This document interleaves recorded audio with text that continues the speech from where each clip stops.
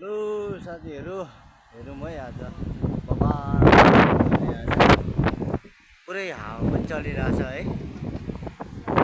अब 2 वर्ष पछाडि चाहिँ यसरी पानी परेको देख्दाखेरि होइन यो अनौठो लाग्दो रहेछ क्या।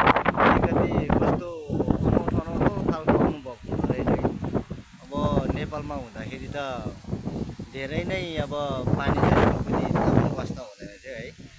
पानी झरीमै खेल्यौँ हुर्क्यौँ।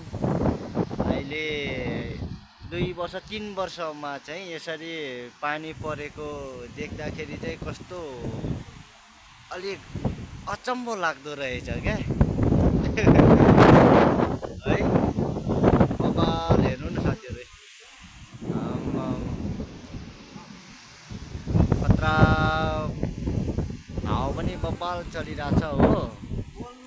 खतरा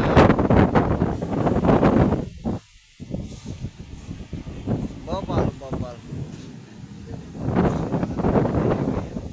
बबाल पानी पर्दैछ।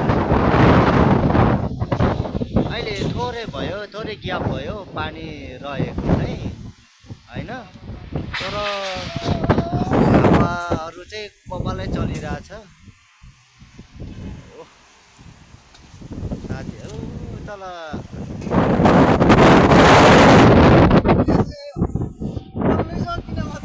खतरा हावा चलिरहेछ हौ। आम्मा पुरै लालागी जस्तो पो गर्दैछ होला हौ।